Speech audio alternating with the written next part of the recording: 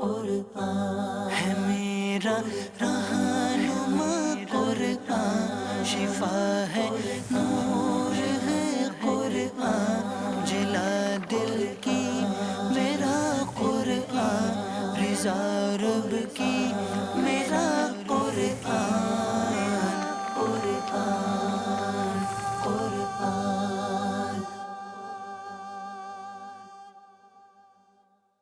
الحمدللہ رب العالمین والصلاة والسلام علی سید المرسلین، اما بعد فاعوذ باللہ من الشیطان الرجیم، بسم اللہ الرحمن الرحیم۔ الصلاة والسلام علیک یا رسول اللہ وعلی آلک واصحابک یا حبیب اللہ، الصلاة والسلام علیک یا نبی اللہ وعلی آلک واصحابک یا نور اللہ۔ میٹھے میٹھے اسلامی بھائیوں اور مدنی چینل کے ناظرین، مدنی چینل کا سلسلہ ہے ایک قصہ ہے قرآن سے۔ قرآن ہے میرا رہنما، قرآن شفا ہے، نور ہے قرآن، جلا دل کی میرا قرآن، رضا رب کی میرا قرآن، قرآن قرآن۔ بڑا ہی دلچسپ واقعہ آپ کو سنانا ہے۔ ویسے تو آپ نے کئی مچھلیوں کے بارے میں سنا ہوگا، خطرناک مچھلیوں کے بارے میں بھی سنا ہوگا کہ بعض مچھلیاں ایسی ہوتی ہیں جو انسانوں تک کو کھا جاتی ہیں، مگر آج ایک بڑی ہی عجیب و غریب مچھلی کی بات کرنی ہے کہ جس کے پیٹ میں ایک بڑے عظیم انسان، جی ہاں اللہ کے نبی حضرت یونس علیہ السلام رہے، مگر اس کے بعد زندہ سلامت اس مچھلی کے پیٹ سے باہر آئے۔ جی ہاں، آج جو واقعہ سننا ہے اس کا نام ہے حضرت یونس علیہ السلام مچھلی کے پیٹ میں۔ یہ کب ہوا تھا، کیسے ہوا تھا، کس وجہ سے ہوا تھا، آئیے سنتے ہیں۔ حضرت یونس علیہ السلام کو اللہ تبارک و تعالیٰ نے شہر نینوا کے باشندوں کی ہدایت کے لیے رسول بنا کر بھیجا تھا۔ یہ موصل کا علاقہ ایک بڑا شہر تھا، یہاں کے لوگ بت پرستی کرتے تھے اور کفر و شرک میں مبتلا تھے۔ حضرت یونس علیہ السلام نے ان لوگوں کو ایمان لانے اور بت پرستی چھوڑنے کا حکم دیا، مگر ان لوگوں نے اپنی سرکشی کی وجہ سے اللہ عز و جل کے رسول علیہ السلام کو جھٹلا دیا اور ایمان لانے سے انکار کر دیا۔ حضرت یونس علیہ السلام نے انہیں خبر دی کہ تم لوگوں پر ان قریب عذاب آنے والا ہے۔ یہ سن کر شہر کے لوگوں نے آپس میں یہ مشورہ کر لیا کہ حضرت یونس علیہ السلام نے کبھی کوئی بات جھوٹی نہیں کہی ہے، اب یہ دیکھو کہ اگر وہ رات شہر میں گزارتے ہیں تو پھر تو خیر ہے، لیکن اگر کسی رات وہ شہر چھوڑ کر چلے جائیں تو سمجھ لینا کہ اب عذاب آنے والا ہے۔ اب ایک رات لوگوں نے دیکھا کہ حضرت یونس علیہ السلام کہیں باہر تشریف لے گئے ہیں۔ صبح ہوتے ہی عذاب کے آثار بھی نمودار ہونے لگے، چاروں طرف سے کالی بدلیاں نمودار ہوئیں، ہر طرف سے دھواں اٹھ کر شہر پر چھا گیا۔ یہ منظر دیکھ کر شہر کے باشندوں کو یقین ہو گیا کہ اب عذاب آنے ہی والا ہے۔ اب ان لوگوں نے حضرت یونس علیہ السلام کو تلاش کرنا شروع کیا، بڑی جستجو کی، مگر دور دور تک حضرت یونس علیہ السلام کہیں نظر نہ آئے۔ اب شہر والوں کو اور زیادہ خطرہ اور اندیشہ ہو گیا، چنانچہ شہر کے تمام لوگ خوف خداوندی عز و جل سے ڈر کر کانپ اٹھے اور سب کے سب اپنے عورتوں، بچوں بلکہ مویشیوں کو ساتھ لے کر پھٹے پرانے کپڑے پہن کر روتے ہوئے جنگل میں نکل گئے اور رو رو کر صدق کے دل سے حضرت یونس علیہ السلام پر ایمان لانے کا اقرار اور اعلان کرنے لگے۔ شوہر بیوی سے اور مائیں بچوں سے الگ ہو کر سب کے سب استغفار میں مشغول ہو گئے اور دربار باری میں گر گڑا کر گریہ وزاری شروع کر دی۔ جو مظالم آپس میں کیے تھے وہ بھی ایک دوسرے سے معافی تلافی کرنے لگے، غرض سچی توبہ کر کے اللہ تبارک و تعالیٰ سے یہ عہد کیا کہ حضرت یونس علیہ السلام جو خدا کا پیغام لائے ہیں ہم اس پر صدق کے دل سے ایمان لائے۔ اللہ تعالیٰ کو شہر والوں کی بے قراری اور مخلصانہ گریہ وزاری پر رحم آیا اور عذاب اٹھا لیا گیا۔ اب یہ دھواں اور عذاب کی بدلیاں رفع ہو گئی اور تمام لوگ شہر میں آ کر امن و چین کے ساتھ رہنے لگے۔ اس عجیب و غریب واقعے کو قرآن مجید نے کس انداز میں بیان کیا ہے، آئیے تلاوت قرآن بھی سنتے ہیں، ترجمہ قرآن بھی سنتے ہیں۔ فلولا كانت قرية آمنت فنفعها إيمانها إلا قوم يونس لما آمنوا كشفنا عنهم عذاب الخزي في الحياة الدنيا ومتعناهم إلى حين. ترجمہ: تو کیوں ایسا نہ ہوا کہ کوئی قوم ایمان لے آتی تاکہ اس کا ایمان اسے نفع دیتا، لیکن یونس کی قوم جب ایمان لائی تو ہم نے ان سے دنیا کی زندگی میں رسوائی کا عذاب ہٹا دیا اور ایک وقت تک انہیں فائدہ اٹھانے دیا. میٹھے میٹھے اسلامی بھائیوں، یہاں ایک بات سمجھنے والی ہے کہ جب کسی قوم پر عذاب آ جاتا ہے تو عذاب آ جانے کے بعد ایمان لانا مفید نہیں ہوتا، مگر حضرت یونس علیہ السلام کی قوم پر عذاب کی بدلیاں آ جانے کے بعد بھی جب وہ لوگ ایمان لائے تو ان سے عذاب اٹھا لیا گیا.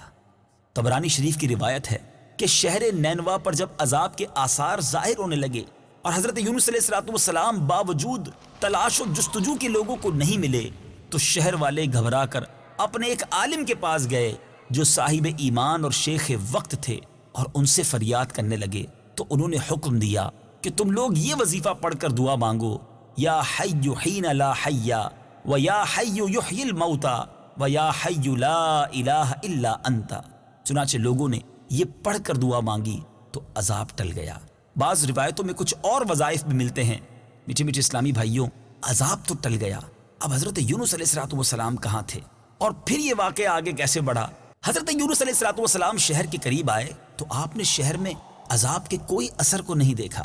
لوگوں نے عرض کی کہ حضور اپنی قوم میں تشریف لے جائیے.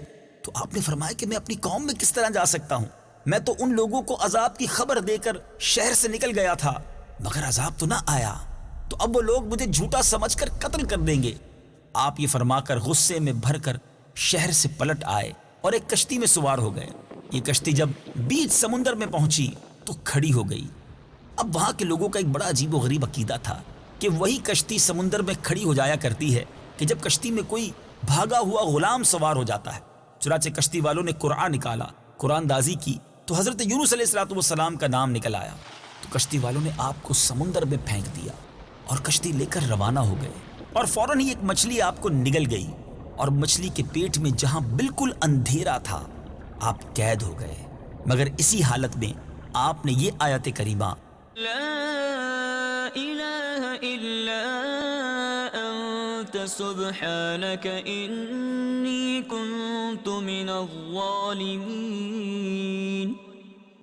یہ وظیفہ پڑھنا شروع کر دیا، اور اس کی برکت سے اللہ تعالیٰ نے آپ کو اس اندھیری کوٹھڑی سے نجات دی اور مچھلی نے کنارے پر آ کر آپ کو اگل دیا. اس وقت آپ بڑے ہی کمزور اور نحیف ہو چکے تھے. اللہ عز و جل کی شان تو دیکھیں کہ اس جگہ ایک کدو کی بیل اگ گئی، آپ اس کے سائے میں آرام کرتے رہے. پھر جب آپ پہ کچھ توانائی آئی تو آپ اپنی قوم میں تشریف لائے اور سب لوگ انتہائی محبت و احترام کے ساتھ پیش آ کر آپ پر ایمان لے آئے.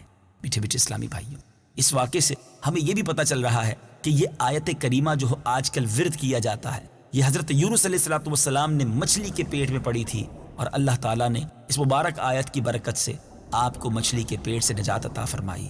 بڑا مبارک وظیفہ ہے، پڑھتے رہنا چاہیے. اب حضرت یونس علیہ السلام کی جو دردناک داستان ہے قرآن پاک نے اس کو کس انداز میں بیان کیا ہے، آئیے تلاوت قرآن پاک بھی سنیں، ترجمہ قرآن بھی سنیں. وَإِنَّ يُونُسَ لَمِنَ الْمُرْسَلِينَ إِذْ أَبَقَ إِلَى الْفُلْكِ الْمَشْحُونِ فَسَاهَمَ فَكَانَ مِنَ الْمُدْحَضِينَ فَالْتَقَمَهُ الْحُوتُ وَهُوَ مُلِيمٌ فَلَوْلَا أَنَّهُ كَانَ مِنَ الْمُسَبِّحِينَ لَلَبِثَ فِي بَطْنِهِ إِلَى يَوْمِ يُبْعَثُونَ فَنَبَذْنَاهُ بِالْعَرَاءِ وَهُوَ سَقِيمٌ وَأَنبَتْنَا عَلَيْهِ شَجَرَةً مِّن يَقْطِينٍ وَأَرْسَلْنَاهُ إِلَى 100,000 أَوْ يَزِيدُونَ فَآمَنُوا فَمَتَّعْنَاهُمْ إِلَى حِينٍ. ترجمہ: اور بے شک یونس ضرور رسولوں میں سے ہیں. جب وہ بھری کشتی کی طرف نکل گیا تو کشتی والوں نے قرعہ ڈالا تو یونس دھکیلے جانے والوں میں سے ہو گئے۔ پھر انہیں مچھلی نے نگل لیا اور وہ اپنے آپ کو ملامت کر رہے تھے۔ تو اگر وہ تسبیح کرنے والا نہ ہوتا تو ضرور اس دن تک اس مچھلی کے پیٹ میں رہتا جس دن لوگ اٹھائے جائیں گے۔ پھر ہم نے اسے میدان میں ڈال دیا اور وہ بیمار تھا، اور ہم نے اس پر کدو کا پیڑ اگا دیا، اور ہم نے اسے 1,00,000 بلکہ زیادہ آدمیوں کی طرف بھیجا، تو وہ ایمان لے آئے تو ہم نے انہیں ایک وقت تک فائدہ اٹھانے دیا۔ میٹھے میٹھے اسلامی بھائیوں، اب یہاں اس واقعے سے سیکھنے کو کیا ملتا ہے کہ توبہ کریں، استغفار کریں، خوب اللہ کی بارگاہ میں گر گڑائیں تو بڑے بڑے طوفان ٹل جایا کرتے ہیں، بڑی مصیبتیں دور ہو جایا کرتی ہیں۔ اگر آپ کسی پریشانی میں ہیں، آپ کسی مشکل میں ہیں، کسی مصیبت میں ہیں، اپنے رب کو پکاریے، لیکن دل سے پکاریے، سچی نیت کے ساتھ پکاریے، آنسو بہا کر توبہ کیجیے، وہ کریم ضرور کرم فرمائے گا۔ لیکن دیکھیں، صرف کانوں کو ہاتھ لگا لینا، گالوں پر چپت لگا کر توبہ توبہ کہہ لینا، یہ کافی نہیں ہے۔ توبہ ندامت کا نام ہے، شرمندگی کا نام ہے، اور دل کے پکے ارادے کا نام ہے کہ اب گناہ کرنا بھی نہیں، جو کیا ہے اس سے سچی توبہ بھی کرنی ہے، آئندہ زندگی اس غلطی سے باز رہنا ہے، ضرور کرم ہوگا۔ دوسری بات جو اس واقعے سے سیکھنے کو مل رہی ہے کہ اللہ تبارک و تعالیٰ اپنے نیک بندوں کو، یہاں تک کہ نبیوں کو، کیسی کیسی آزمائشوں میں، امتحانوں میں مبتلا کرتا ہے، مگر یہ امتحان، یہ آزمائشیں گویا ان کے مراتب کو، ان کے درجوں کو بلند کرنے کے لیے ہوتی ہیں، اور پھر اس کے بعد جب ان امتحانوں میں وہ کامیاب ہوتے ہیں تو ذرا غور تو کیجئے پھر کیسے انعام و اکرام سے بھی نوازتا ہے۔ اب اگر آج مجھ پر اور آپ پر کوئی آزمائش آ جائے تو یہ غور کرنا چاہیے کہ ہماری تو کوئی حیثیت نہیں، اللہ کے نبیوں کو کیسے کیسے طوفانوں، مصیبتوں، پریشانیوں میں مبتلا کیا گیا اور وہ اس پر ثابت قدم رہے، اللہ کی وہاں بھی ثنا کرتے رہے، رب سے وہاں بھی مدد مانگتے رہے۔ تو ہم بھی اگر کسی مشکل میں ہیں تو صبر کا دامن نہ چھوڑیں، اور اگر یہ امتحان آیا ہے تو اس پر پورا اترنا ہے، شکوے شکایت کر کے صبر کا ثواب تو ضائع نہ کریں۔ شاعر لکھتے ہیں نا، زباں پر شکوے رنج و علم لایا نہیں کرتے، زباں پر شکوے رنج و علم لایا نہیں کرتے، نبی کے نام لیوا غم سے گھبرایا نہیں کرتے۔ ہمت میں رہیے، اللہ تبارک و تعالیٰ کی بارگاہ سے مدد مانگتے رہیے، انشاءاللہ یہ مشکل دور ہونی ہے، یہ وقت بھی گزر جائے گا۔ جی ہاں، آپ پر اور ہم پر پھر خوشحالی کے دن آئیں گے۔ اللہ تعالیٰ ہم سب کو صبر کا دامن تھامے رکھنے کی توفیق عطا فرمائے، فیضان قرآن کو خوب عام کرنے کی توفیق عطا فرمائے۔ دیکھیں نا، قرآن پاک میں کتنے خوبصورت واقعات بھی ہیں اور ہمارے لیے کتنے پیارے پیارے مدنی پھول بھی ہیں۔ مدنی چینل دیکھتے رہیے، اگلے سلسلے میں ایک اور قصہ قرآن کا لے کر حاضر ہوں گے۔ صلو علی الحبیب صلی اللہ تعالی علی محمد صلی اللہ علیہ وسلم۔ قرآن ہے میرا رہنما، قرآن شفا ہے، نور ہے قرآن، جلا دل کی میرا قرآن، رضا رب کی